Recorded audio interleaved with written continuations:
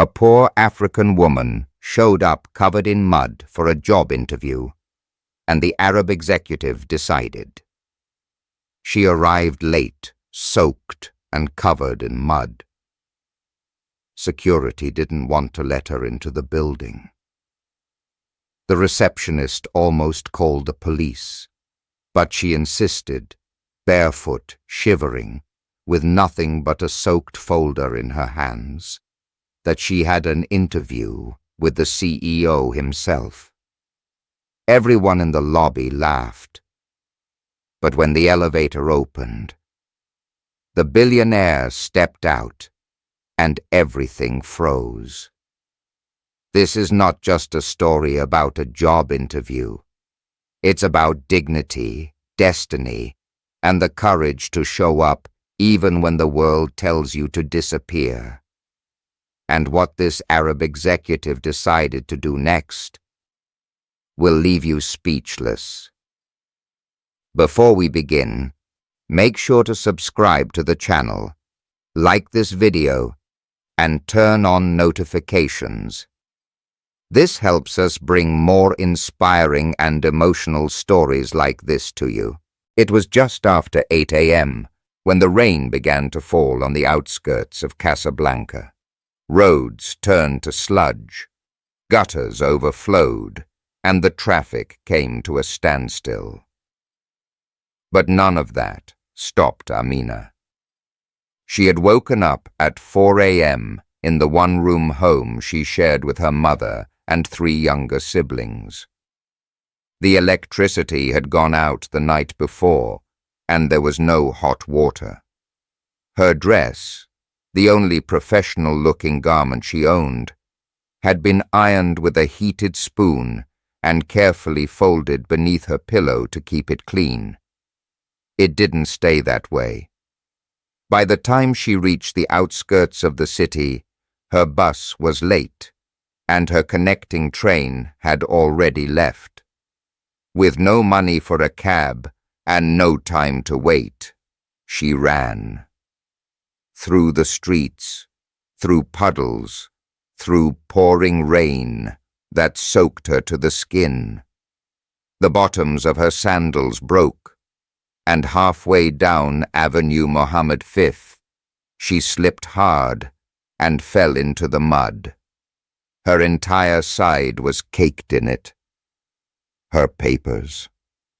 Nearly ruined. But she didn't stop.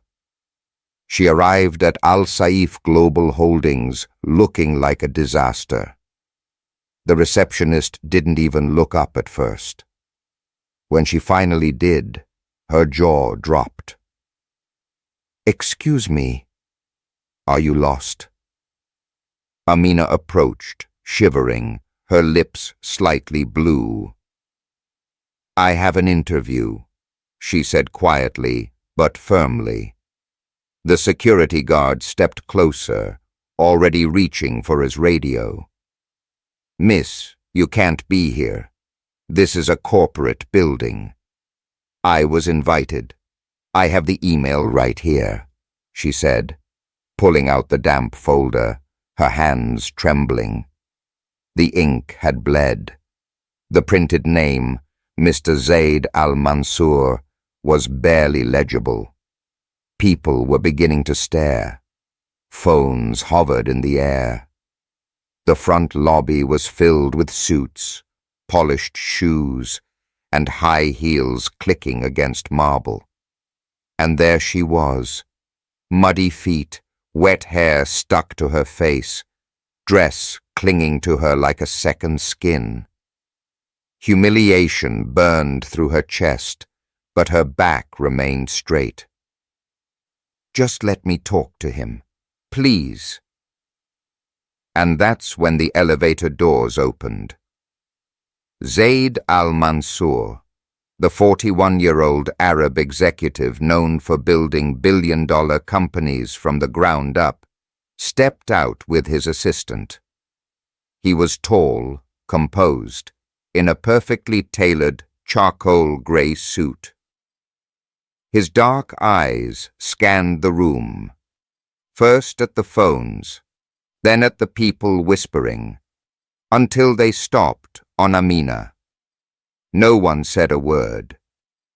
His assistant leaned toward him to speak, but Zaid lifted a hand gently. He walked forward, calmly, and stood in front of her. "You're here for the interview?" he asked, his voice low and deliberate. She nodded, eyes locked on his. "Yes, I'm sorry I'm late." There was silence, then a flicker of something in his eyes. Not pity, respect. "You came anyway," he said. "I didn't want to miss the chance." He turned to the receptionist. "Cancel my next meeting." Then, to Amina, "Come with me." And just like that, in front of everyone watching, Zaid led her through the golden glass doors to the executive wing. People moved out of their way. Phones dropped to sides. The whispers stopped.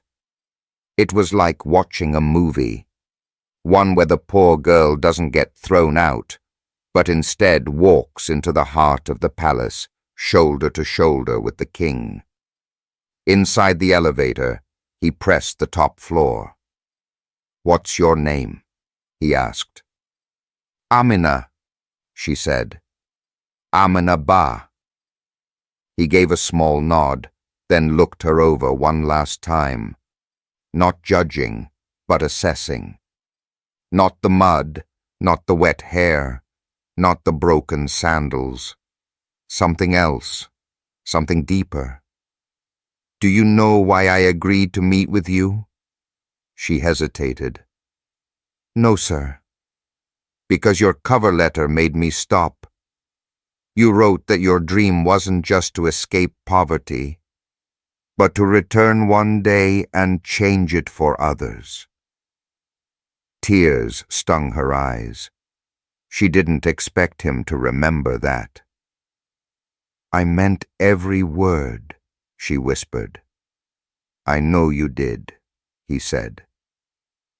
The elevator dinged, and as the doors opened into the penthouse office overlooking the city, Amina stepped out. Still muddy, still soaked, but for the first time that morning, no longer ashamed. She had no idea that this was only the beginning. Zaid's office was nothing like Amina had ever seen. The floor-to-ceiling windows overlooked all of Casablanca. The rooftops, the port, the rising sun, casting golden light across the Atlantic. The furniture was minimal but luxurious. Leather, marble, sharp lines. Amina barely dared to step on the white carpet, afraid her muddy sandals might stain it. Zaid noticed her hesitation. "Don't worry about the floor," he said gently. "Sit." She did, carefully, folding her hands in her lap to hide how badly they were shaking. His assistant, a woman named Layla, brought in a towel and a hot cup of mint tea.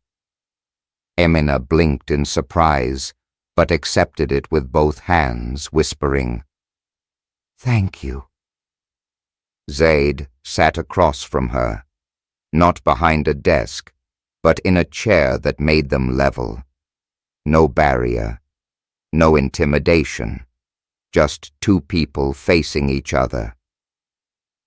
"Tell me," he said, "why do you want to work here?" Amina took a breath, steadying herself. Her voice was quiet but clear. "I want to learn. I want to grow. I've spent my life surviving. But I want more than that now. I've read everything I could about Al Saif Global. I know how it started. I know how you started. I believe in what this company builds, and I believe I can contribute to it if someone just gives me a chance. Zaid's gaze remained fixed on her. He didn't write anything down, didn't nod, just listened. You studied finance, correct? He asked. She nodded. Yes, at night school. I worked during the day as a housekeeper and a cook, whatever I could. Your grades were excellent. I had to fight for every point, she said with a small smile. I wasn't the smartest, but I never stopped trying. Zaid leaned back slightly. You're honest. Most candidates come in here talking about excellence, leadership, vision, and you come in with mud on your shoes and say you never stopped trying.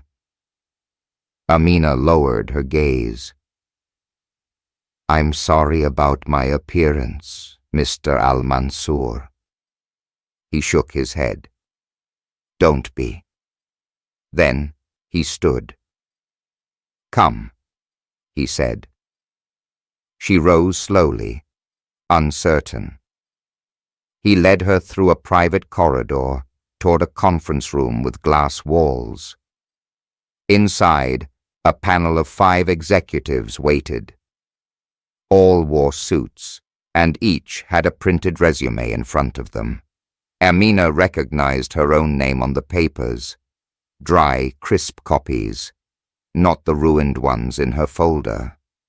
I had a feeling you'd make it, Zaid said quietly, so I made sure they were prepared.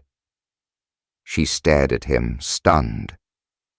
You believed I would come? He looked her in the eye. People like you don't quit. I know that kind of hunger. Then he opened the door and gestured her in. The room fell silent as she entered. Her dress was still wet. Her shoes still left faint marks. But her back was straight. Gentlemen, ladies, Zaid said to the panel, this is Amina Ba. She will now continue her interview. And just like that, he left the room, leaving her standing before 5 of the highest-ranking executives in the company. Amina swallowed hard, but didn't wait to be spoken to. She stepped forward. I apologize for my appearance, she began. This morning was hard, but I'm here, and I hope that speaks for something. One of the men, a silver-haired CFO, crossed his arms. Tell me, Miss Ba, why should we trust someone who couldn't even arrive prepared? She didn't flinch. Because preparation isn't just about appearance. It's about heart. I came through mud, through rain, without a car, without dry clothes. But I didn't cancel. I didn't give up. That's the kind of person I am. That's what I would bring to this company. There was silence. Then a woman from the panel, the youngest among them, leaned forward. What drives you, Amina? My family, she said, her voice cracking just slightly, and the belief that one day I can help girls who grew up like me, feeling invisible, to know they deserve a seat at any table, even if they have to fight through storms to get there. The woman smiled faintly. Another executive nodded. They asked her more questions. She answered each with honesty, not with the polish of someone coached in luxury schools, but with a raw, human sincerity that none of them expected. When she finished, she bowed slightly and stepped back. Outside the glass wall, Zaid was watching. And for the first time that morning, he smiled. The hours passed slowly. Amina sat alone in the waiting room outside the executive wing, wrapped in a borrowed blazer from Layla, the assistant. Her dress was still damp underneath, her feet cold, but her mind was racing. She replayed every answer she gave during the panel, every hesitation, every moment of eye contact. Were they impressed? Were they horrified? She couldn't tell. Meanwhile, in the boardroom, the conversation had already taken a surprising turn. One executive, the same silver-haired CFO who had questioned Amina's preparedness, stood by the window, arms crossed. "With all due respect, Zaid, we have Ivy League graduates waiting for second-round interviews. She didn't even arrive dry." Zaid sat at the head of the table, silent for a long moment. Then he said, "Do any of those Ivy Leaguers have her fire, her story, her resilience?" "That's not measurable," the CFO retorted. "It's human," Zaid answered. "And this company, despite what we wear and how high we sit, is still built by humans." The younger female executive, Amira, chimed in. She was raw, but powerful. "I believed every word. I've interviewed polished liars.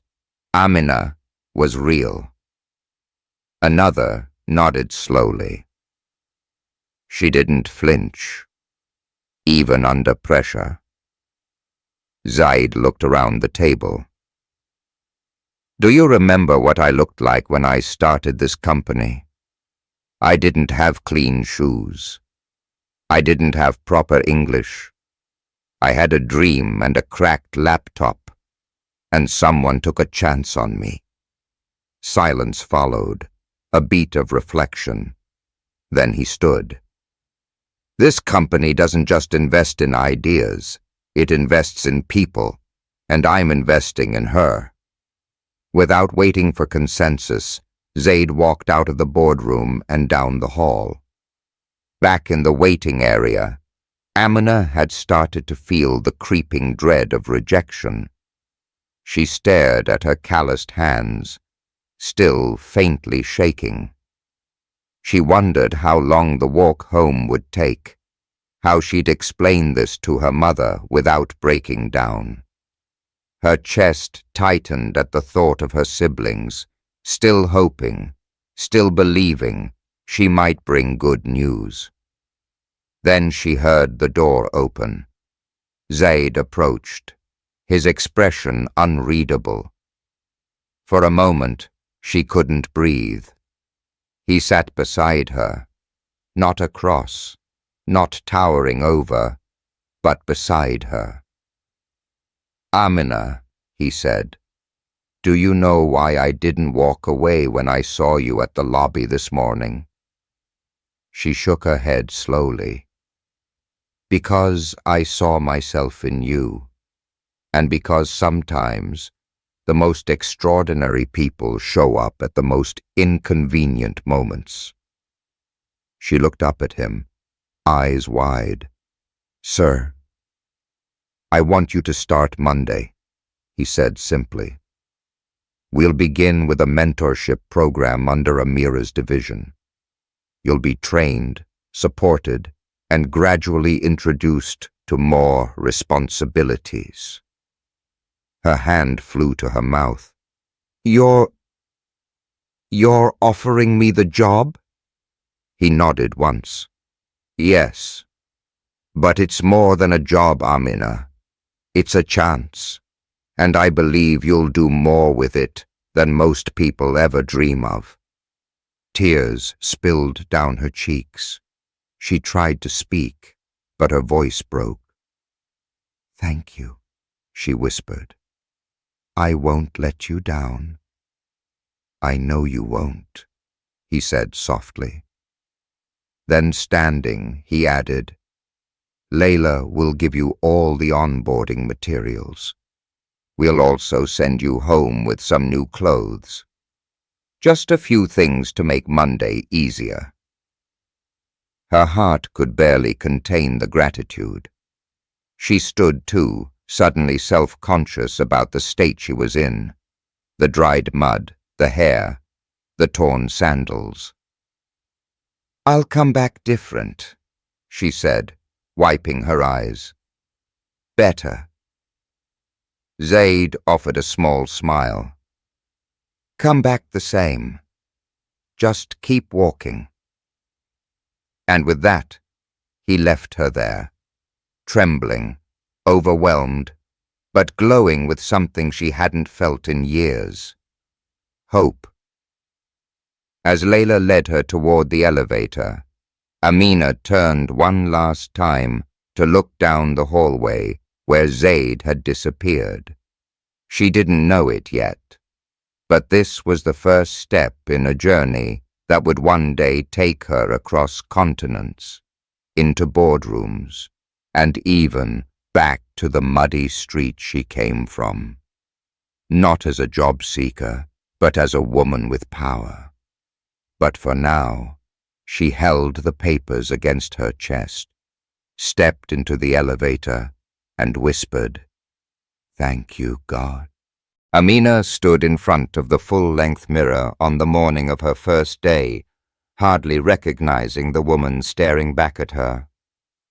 The crisp cream blouse hugged her shoulders with dignity, the navy blue slacks tailored to fit perfectly, borrowed clothes gifted by Layla from the company's emergency wardrobe for new hires in need. Even the black flats were new, wrapped in tissue paper and kindness. Her hair was pulled back in a neat bun, her face lightly moisturized, her hands no longer shaking. She whispered to her reflection, "You belong." Then she kissed her mother's forehead, hugged her siblings, and stepped out of the one-room home with a folder pressed tightly against her chest. This time, it wasn't soaked. This time, it held her contract. At Al Saif Global Holdings, the elevator ride to the top floor felt surreal. No security stopped her. No receptionist questioned her presence. People greeted her with nods and polite smiles.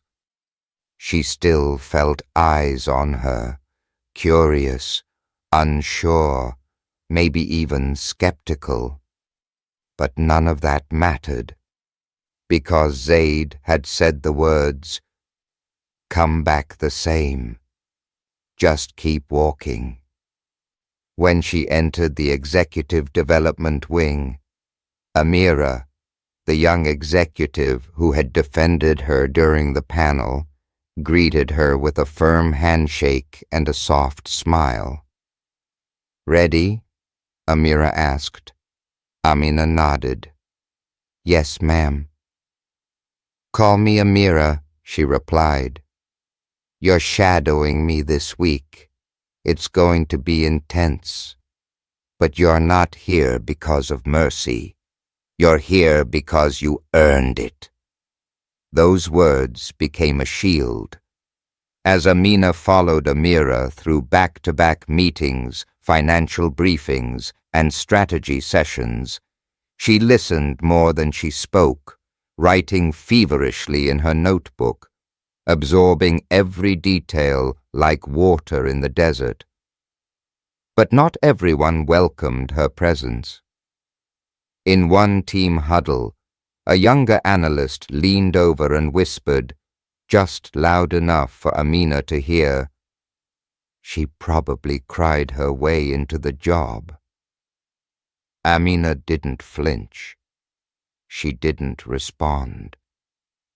But she wrote down everything Amira said in that meeting with even more focus, her pen steady, her posture unshaken. Later that afternoon, during a lunch break in the executive cafeteria, she sat alone at a corner table, flipping through her notes. A tray landed across from her, not forcefully, but deliberately. She looked up. It was Zaid. "Mind if I join you?" he asked. Amina's heart skipped. "Of course not." He sat, loosening his tie slightly. "How's the first day treating you?" "It's incredible," she said honestly. "And overwhelming." He chuckled. "That sounds right."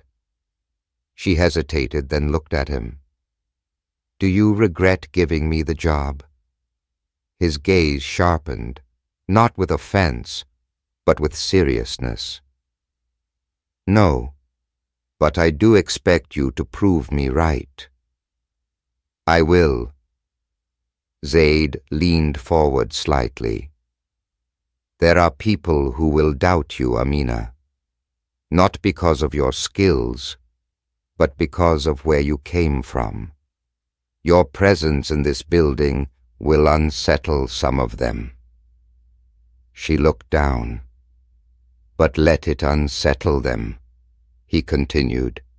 "Let it make them question their assumptions. Let them watch you rise."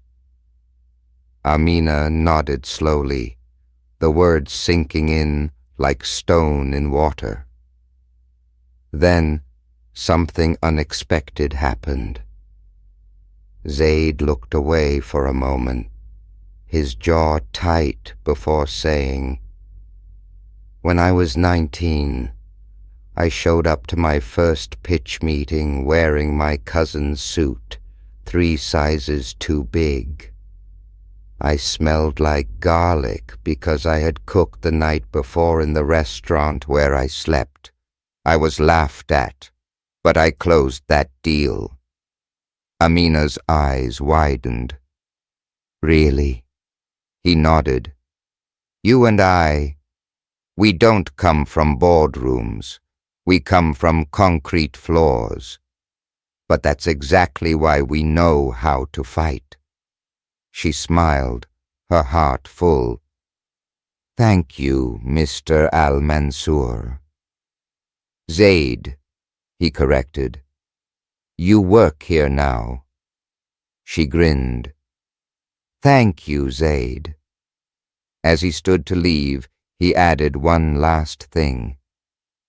"Oh, and Friday, there's a company event. Dress formal. Bring someone with you if you want. I think it's time the world started seeing you differently." When he walked away, Amina just sat there, her lunch untouched, the weight of the moment sinking in. She wasn't invisible anymore. She was becoming seen. And soon, the whole city would know her name. The grand ballroom of the Royal Casablanca Hotel shimmered with gold and glass. Dozens of glittering chandeliers lit the room from above, casting light on gowns, tuxedos, and the clinking of champagne flutes. Executives from across the country had gathered, clients, partners, influencers, and journalists, all eager to rub shoulders with the elite of Al Saif Global Holdings. And Amina Ba had never felt more out of place. She stood at the edge of the room, wearing a long emerald green dress that Amira had personally selected for her. It fit like it was made for her. Her hair was curled softly around her face, and a pair of borrowed heels elevated her posture, but not her confidence. Everywhere she turned, she felt eyes on her. curious, skeptical, scanning her like she didn't belong. "Is that her?" someone whispered. "You mean the one from the lobby incident? She's just a charity case. She's not going to last." Amina took a slow breath, steadying herself. She hadn't brought anyone with her tonight. She wanted to. Her mother had offered to borrow a dress and come, but Amina couldn't bear the thought of her being judged too. So she stood alone, surrounded by power, and tried to remember Zaid's words. Let it unsettle them. Across the ballroom, Zaid entered, drawing immediate attention. He was dressed in a tailored black tuxedo, the kind only true wealth could afford. His presence turned heads and silenced conversations. And when his eyes found Amina, he didn't hesitate.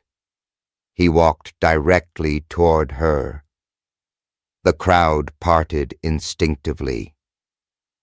"You look like you've been doing this your whole life," he said, his tone smooth but sincere.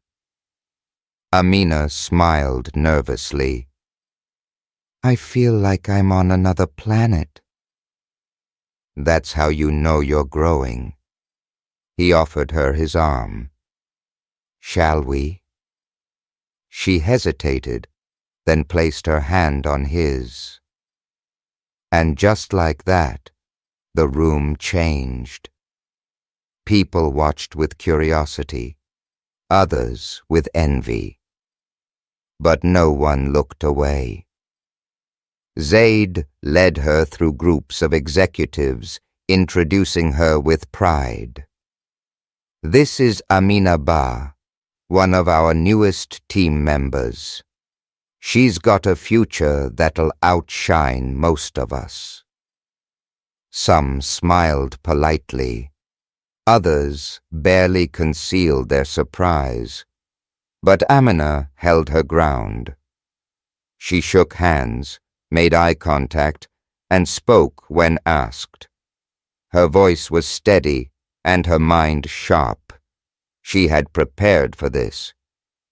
During dinner, she was seated at the head table, directly across from Zaid.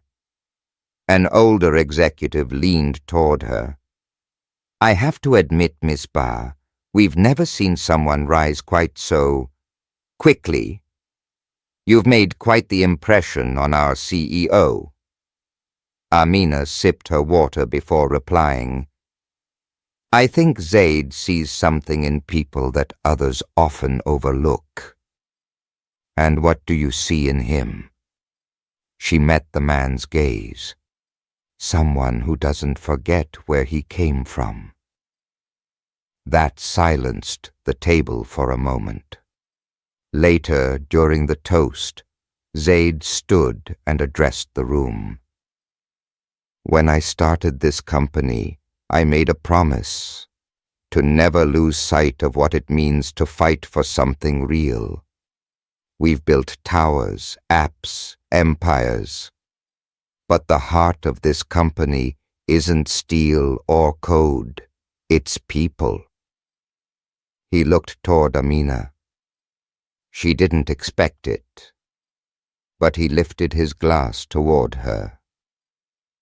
"Tonight, I raise a toast to courage, to those who show up anyway, even when they're not invited, to those who walk through storms just for the chance to stand in the light. Amina Ba, thank you for reminding us who we are." The entire room turned. For one electric second, everything froze. And then, applause. Some polite, some sincere, but all directed at her. Amina felt her throat tighten. Her chest ached with emotion she could barely contain. She stood slowly, offered a nod, and whispered, "Thank you." As the night went on, the whispers changed. She might be something. She held her own. I think we underestimated her. And in the corner of the ballroom, Layla, Zaid's assistant, watched it all unfold with a proud smile. But not everyone smiled. In the far back of the room, the CFO who had once doubted Amina turned to one of his colleagues. "Keep an eye on her," he muttered. "No one rises that fast without making waves." The story was shifting, and Amina was just getting started. The next morning, Amina arrived at the office early as usual, but something felt different. People weren't just whispering. They were watching. Not with curiosity this time, but with scrutiny. The moment she stepped out of the elevator, she felt it. The coldness, the change. Her desk had been moved. Her computer was locked. Layla avoided eye contact. Something had shifted overnight. By noon, Amira called her in. She looked tense.